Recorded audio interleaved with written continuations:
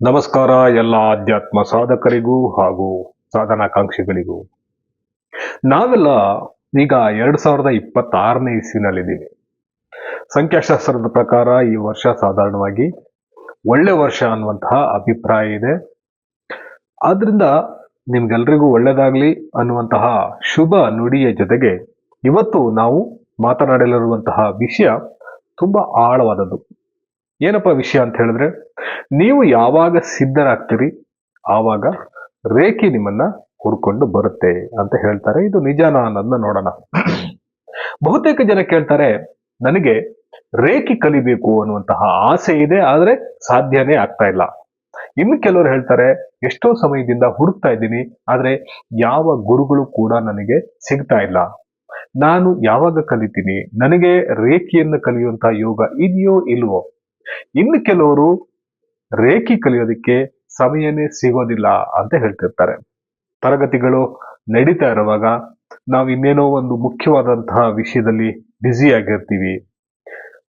ಏನ್ ಮಾಡೋದು ಅನ್ನೊಂದು ಕೆಲವರ ಪ್ರಶ್ನೆ. ಇನ್ನು ಕೆಲವರಿಗೆ ರೇಖೆಯನ್ನು ಕಲಿಯುವ ಆಸಕ್ತಿ ತೀವ್ರವಾಗಿರುತ್ತೆ, ಆದ್ರೆ ಎಲ್ಲಿ ಕಲಿಯೋದು ಅನ್ನೋದೇ ಗೊತ್ತಿರೋಲ್ಲ. ಯಾರನ್ನ ಸಂಪರ್ಕ ಮಾಡಬೇಕು, ಯಾರ ಹತ್ರ ರೇಖೆನ ಕಲಿಬೇಕು ಅನ್ನೋದು ಗೊತ್ತಿರಲ್ಲ. ಇನ್ ಕೆಲವರಿಗೆ ಎಷ್ಟೊಂದು ಗುರುಗಳು ಕಾಣಿಸ್ತಿದೆ, ಆದ್ರೆ ಇವರಲ್ಲಿ ಯಾರ ಹತ್ರ ಕಲಿಬೇಕು, ಯಾರು ನಮಗೆ ಸೂಕ್ತ ಗುರುಗಳು ಅನ್ನುವಂತಹ ಗೊಂದಲ ಇರುತ್ತೆ. ಇನ್ ಕೆಲವರಿಗೆ ರೇಖೆ ಕಲಿಯೋದಕ್ಕೆ ಬೇಕಾದಂತಹ ಗುರುದಕ್ಷಿಣೆಯ ಹಣವನ್ನ ಹೊಂದಿಸೋದೇ ಕಷ್ಟ ಆಗಿರುತ್ತೆ. ಹೀಗೆ ಎಷ್ಟೊಂದು ಅಡೆತಡೆಗಳು ಇದ್ದೇ ಇರುತ್ತೆ. ಇವೆಲ್ಲ ಯಾಕಾಗತ್ತೆ ಅನ್ನೋದನ್ನ ನಾವು ನೋಡೋಣ. ನಿಮಗೆ ಆಶ್ಚರ್ಯ ಆಗ್ಬೋದು.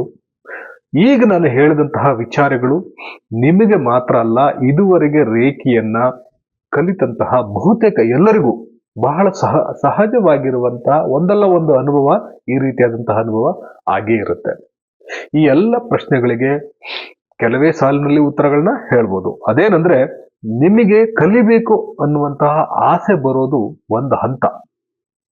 ನೀವು ಯಾವುದೋ ಒಂದು ವಿಡಿಯೋನ ನೋಡ್ತೀರಾ, ಪುಸ್ತಕನ ಓದ್ತೀರಾ, ಅಥವಾ ರೇಖೆಯನ್ನ ಕಲ್ತಿರುವಂತಹ ಯಾರೋ ಒಬ್ಬರ ಅನುಭವವನ್ನ ಕೇಳಿಸ್ಕೊಳ್ತೀರಾ. ಆಗ ನಿಮಗೆ ನಾನು ಕೂಡ ರೇಖೆಯನ್ನ ಕಲ್ತ್ಕೋಬೇಕು ಅನ್ನುವಂತಹ ಆಸೆ ಉಂಟಾಗತ್ತೆ. ಹಾಗೆ ಕಲಿಬೇಕು ಅನ್ಕೊಂಡಾಗ ನಿಮಗೆ ನಾನು ಆಗ್ಲೇ ಹೇಳಿರುವಂತಹ ಎಲ್ಲಿ, ಹೇಗೆ, ಯಾರಿಂದ, ಹಣದ ಅನುಕೂಲತೆ ಏನು ಮೊದಲಂತಹ ಪ್ರಶ್ನೆಗಳು ಹುಟ್ಕೊಳ್ತವೆ. ಇದರ ಎರಡನೇ ಹಂತವೇ ನೀವು ರೇಖೆಯನ್ನ ಸ್ವೀಕರಿಸೋದಕ್ಕೆ ಒಳಗಿನಿಂದ ಸಿದ್ಧರಾಗುವಂತಹ ಒಂದು ಹಂತ. ಯಾವಾಗ ನಿಮ್ಮ ಕಲಿಬೇಕು ಅನ್ನುವಂತಹ ಹಂಬಲ ನಿಧಾನವಾಗಿ ನೀವು ಕಲಿಯಲೇಬೇಕು ಅನ್ನುವಂತಹ ಮನಸ್ಸನ್ನ ಜಾಗೃತಿಗೊಳಿಸುತ್ತೋ, ಆಗ ನಿಮ್ಮ ಒಳ ಮನಸ್ಸು ರೇಖೆಯನ್ನ ಸ್ವೀಕಾರ ಮಾಡೋದಕ್ಕೆ ಸಿದ್ಧ ಆಗತ್ತೆ. ಆವಾಗಲೇ ನೀವು ರೇಖೆಯನ್ನ ಕಲಿಯೋದಕ್ಕೆ ಸಾಧ್ಯ ಆಗತ್ತೆ. ಇದನ್ನು ನಾವು ಇನ್ನೂ ಸ್ವಲ್ಪ ಆಳವಾಗಿ ನೋಡ್ಬೋದು. ಯಾಕೆ ನಿಮಗೆ ರೇಖೆಯನ್ನ ಕಲಿಯೋದಕ್ಕೆ ಸಾಧ್ಯ ಆಗ್ತಿಲ್ಲ ಅಂತ ನೋಡಿದ್ರೆ, ರೇಖೆ ಅನ್ನೋದು ಕೇವಲ ಒಂದು ಕೋರ್ಸ್ ಅಲ್ಲ, ಅದು ನಿಜವಾಗಿ ನಿಮ್ಮ ಜೀವನವನ್ನ ಬದಲಿಸುವಂತಹ ಶಕ್ತಿಯ ಜೊತೆಗೆ ಸಂಪರ್ಕಿತವಾಗುವಂತಹ ಒಂದು ವಿಧಾನ. ನಿಮಗೆ ಎಷ್ಟೇ ಆಸಕ್ತಿ ಇದ್ರೂ ಸಹ ಮನಸ್ಸು ಇನ್ನೂ ಪರಿಪಕ್ವವಾಗಿರದೇ ಇರಬಹುದು. ಇನ್ನು ಕೆಲವರಿಗೆ ನಾನು ಯಾಕೆ ರೇಖೆಯನ್ನ ಕಲಿಬೇಕು ಅನ್ನುವಂತಹ ಸ್ಪಷ್ಟತೆ ಬಂದಿಲ್ಲದೆ ಇರಬಹುದು. ಕೆಲವರು ಇನ್ನೂ ಅನುಭವಿಸಲೇಬೇಕಾದಂತಹ ಹಲವಾರು ಕರ್ಮಗಳು ಅದು ಮುಗಿದೇ ಇರಬಹುದು. ಅಂತಹ ಸಮಯದಲ್ಲಿ ರೇಖೆಯನ್ನ ಕಲಿಯೋದಕ್ಕೆ ಹಲವಾರು ಅಡೆತಡೆಗಳು ಬಂದೇ ಬರುತ್ತೆ. ಇನ್ನು ಕೆಲವರಿಗೆ ಸಮಯನೇ ಸಿಗ್ತಾ ಇಲ್ಲ ಅನ್ನುವಂತಹ ಬಹುತೇಕ ಜನರ ಅನುಭವ ಇದು. ಆದ್ರೆ ಇಲ್ಲಿ ಒಂದು ಆಳವಾದಂತಹ ಸತ್ಯ ಇದೆ. ನಮಗೆ ಯಾವುದು ಅತಿ ಮುಖ್ಯವಾಗಿದೆಯೋ ಅದಕ್ಕೆ ನಾವು ಸಮಯವನ್ನ ಕೊಡ್ತೀವಿ. ಅಂದ್ರೆ ರೇಖೆ ಇನ್ನೂ ಅತ್ಯಂತ ಅಗತ್ಯದ ವಿಷಯವಾಗಿ ನಿಮಗೆ ಪರಿವರ್ತನೆ ಆಗಿಲ್ಲ ಅನ್ನೋದು ಇದು ಸೂಚಿಸುತ್ತೆ. ಆಗ ಜೀವನ ಬೇರೆ ವಿಷಯಗಳಲ್ಲಿ ನಮ್ಮನ್ನ ಬ್ಯುಸಿಯಾಗಿ ಇಟ್ಟಿರುತ್ತೆ.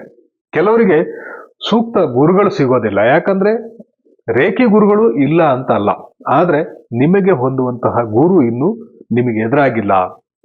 ರೇಖೆಯಲ್ಲಿ ಗುರು ಅಂದ್ರೆ ಕೇವಲ ರೇಖೆಯ ಜ್ಞಾನವನ್ನ ಮಾತ್ರ ಕೊಡುವವನು ಅಲ್ಲ, ನಿಮ್ಮ ಚೇತನಕ್ಕೆ ಸರಿಯಾದ ರೀತಿಯಲ್ಲಿ ಮಾರ್ಗದರ್ಶನ ಮಾಡೋನಾಗಿರ್ತಾನೆ.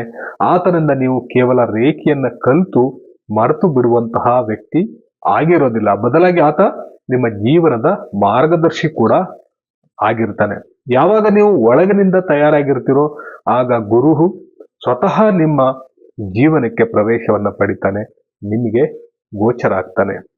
ಇನ್ನು ಕೆಲವರಿಗೆ ಗುರುಗಳು ಕಾಣಿಸ್ತಾರೆ, ಆದ್ರೆ ಗೊಂದಲ ಏನಂದ್ರೆ ಇಷ್ಟೊಂದು ಜನರಲ್ಲಿ ಯಾರ ಹತ್ರ ಕಲಿಬೇಕು ಅನ್ನೋದು. ಈ ಪ್ರಶ್ನೆ ನಿಮಗೆ ಉಂಟಾದಾಗ ನೀವು ಕೇಳ್ಕೊಳ್ಳಿ, ಇದಕ್ಕೆ ನಾನು ಹೊರಗಡೆ ಉತ್ತರ ಹುಡುಕ್ತಾ ಇದ್ದೀನ ಅಥವಾ ಒಳಗಡೆ ನನ್ನ ಆತ್ಮಕ್ಕೆ ಕೇಳ್ಕೊಳ್ತಾ ಇದ್ದೀನ ಅಂತ. ನಿಮಗೆ ಒಳಗಿನ ಸ್ಪಷ್ಟತೆ ಬಂದಾಗ 10 ಗುರುಗಳ ಮಧ್ಯದಲ್ಲಿಯೂ ಒಬ್ಬನೇ ಒಬ್ಬ ಗುರು ನಿಮಗೆ ಸ್ಪಷ್ಟವಾಗಿ ಕಾಣಿಸ್ತಾನೆ. ಇನ್ನು ಕೆಲವರಿಗೆ ದುಡ್ಡಿನ ಅಡಚಣೆ ಇರುತ್ತೆ. ಇದು ತುಂಬಾ ಒಂದು ಸೆನ್ಸಿಟಿವ್ ವಿಷಯ. ಇದು ಹಣ ಇಲ್ಲ ಅನ್ನೋದು ಹಲವಾರು ಬಾರಿ ಹಣ ಇಲ್ಲ ಅನ್ನೋದಲ್ಲ. ಕೆಲವೊಂದ್ ಸಾರಿ ಈ ಕಲಿಕೆಗೆ ಇಷ್ಟೊಂದು ಹಣ ಕೊಡ್ಬೇಕಾ, ಇದಕ್ಕೆ ಇಷ್ಟು ಹಣ ಜಾಸ್ತಿ ಅನ್ನೋದು ಒಂದ್ ಕಡೆ ಆದ್ರೆ, ಕೆಲವೊಮ್ಮೆ ಇರುವ ಹಣವನ್ನ ಇದಕ್ಕೆ ಖರ್ಚು ಮಾಡ್ಬೇಕಾ ಅಥವಾ ಇನ್ಯಾವುದೋ ಮುಖ್ಯವಾದ ವಿಷಯಕ್ಕೆ ಖರ್ಚು ಮಾಡ್ಬೇಕಾ ಅನ್ನುವಂತಹ ಗೊಂದಲ. ಆಗ ಯಾವುದಕ್ಕೆ ಪ್ರಾಮುಖ್ಯತೆ ಜಾಸ್ತಿ ಇರುತ್ತೋ ಅದಕ್ಕೆ ನೀವು ಖರ್ಚು ಮಾಡ್ತೀರಿ. ಅಂದ್ರೆ ರೇಖಿ ಕಲಿಕೆ ಅನ್ನೋದು ಇನ್ನೂ ನಿಮ್ಮ ಆದ್ಯತೆಯ ವಿಷಯ ಆಗಿಲ್ಲ ಅನ್ನೋದು ಇಲ್ಲಿ ನಾವು ಗಮನಿಸಬಹುದು. ಯಾವಾಗ ನೀವು ನಿಜವಾಗಿಯೂ ಸಿದ್ಧರಾಗ್ತಿರೋ, ಯಾವಾಗ ರೇಖಿ ಕಲಿಕೆ ನಿಮ್ಮ ಆದ್ಯತೆ ಆಗುತ್ತೋ ಆಗ ನಿಮ್ಮ ಹಣದ ಮಾರ್ಗ ಓಪನ್ ಆಗುತ್ತೆ. ನಿಮಗೆ ಕಲಿಯೋದಕ್ಕೆ ಬೇಕಾದಷ್ಟು ಹಣ ನಿಮಗೆ ಅನಾಯಾಸವಾಗಿ ದೊರೆಯುತ್ತೆ. ಹಾಗೇನೆ ರೇಖಿ ಯಾವತ್ತಿಗೂ ಹಣದ ಕಾರಣಕ್ಕೆ ಯಾರನ್ನ ಕೂಡ ದೂರ ತಳ್ಳೋದಿಲ್ಲ, ಹಾಗೂ ಹಣ ಹೊಂದಿಸೋದಕ್ಕೆ ಸಾಧ್ಯ ಆಗದೇ ಇದ್ರೂ ಸಹ ನೀವು ಸಿದ್ಧವಾಗಿರುವಾಗ ಕೆಲವೊಮ್ಮೆ ಯಾರೋ ಅತಿ ಕಡಿಮೆ ಹಣಕ್ಕೋ ಅಥವಾ ಉಚಿತವಾಗಿಯೂ ಸಹ ನಿಮಗೆ ರೇಖೆಯನ್ನ ಕಲಿಸುವವರು ಸಿಗ್ಬೋದು. ಆದ್ರೆ ಈ ವಿಳಂಬ, ಈ ಅಡೆತಡೆ ಇವೆಲ್ಲ ಯಾಕಾಗತ್ತೆ ಅಂತ ಕೇಳ್ಕೊಂಡಾಗ, ರೇಖೆಯಲ್ಲ ಯಾವುದೇ ರೀತಿಯಾದಂತಹ ಆಧ್ಯಾತ್ಮ ವಿದ್ಯೆಯನ್ನ ಬ್ರಹ್ಮಾಂಡ ಸುಲಭವಾಗಿ ಯಾರಿಗೂ ಕರುಣಿಸೋದಿಲ್ಲ. ಅದಕ್ಕೆ ನೀವು ಸಿದ್ಧರಾಗಿರ್ಬೇಕು. ಅದಕ್ಕೆ ಬ್ರಹ್ಮಾಂಡ ನಿಮ್ಮನ್ನ ತಯಾರು ಮಾಡ್ತಾ ಇರುತ್ತೆ. ಯಾವುದೇ ಆಧ್ಯಾತ್ಮ ವಿದ್ಯೆಯನ್ನ ನೀವು ಕಲಿಯೋದಕ್ಕೆ ಮೊದಲು ನಿಮ್ಮ ಅಹಂಕಾರ, ನಿಮ್ಮ ಭಯ, ನಿಮ್ಮ ಗೊಂದಲ, ನಿಮ್ಮ ಅಸಹನೆ ಇವೆಲ್ಲ ಶುದ್ಧವಾಗಬೇಕು. ಅದಕ್ಕಾಗಿಯೇ ಅನೇಕ ಅಡೆತಡೆಗಳು ಉಂಟಾಗತ್ತೆ. ಯಾವಾಗ ನೀವು ಸಿದ್ಧರಾಗಿದ್ದಾಗ ನಿಮಗೆ ಸಮಯನೂ ಸಿಗುತ್ತೆ, ಗುರುಗಳು ಸಿಗ್ತಾರೆ, ದಾರಿಯೂ ತೆರೆದುಕೊಳ್ಳುತ್ತೆ, ಗೊಂದಲಗಳು ಕರಗಿ ಹೋಗುತ್ತೆ. ಅಂದು ನೀವು ರೇಖೆಯನ್ನ ಹುಡ್ಕೊಂಡು ಹೋಗ್ಬೇಕಾಗಿಲ್ಲ. ಯಾಕಂದ್ರೆ ರೇಖೆ ಅಂದ್ರೆ ಕೇವಲ ಒಂದು ಚಿಕಿತ್ಸಾ ಪದ್ಧತಿ ಅಲ್ಲ, ಅದು ಜೀವನ ಶಕ್ತಿ, ಪ್ರಜ್ಞೆ ಮತ್ತು ಆತ್ಮ ಜಾಗೃತಿಯ ಮಾರ್ಗ ಕೂಡ ಆಗಿರೋದ್ರಿಂದ ನಮ್ಮ ಮನಸ್ಸು, ಹೃದಯ ಮತ್ತು ಆತ್ಮ ಈ 3 ಒಂದೇ ದಿಕ್ಕಿನಲ್ಲಿ ಸಾಗೋದಕ್ಕೆ ಪ್ರಾರಂಭ ಮಾಡಿದಾಗ ರೇಖೆ ಸ್ವಯಂ ತಾನೇ ನಿಮ್ಮನ್ನ ಹುಡ್ಕೊಂಡು ಬರುತ್ತೆ.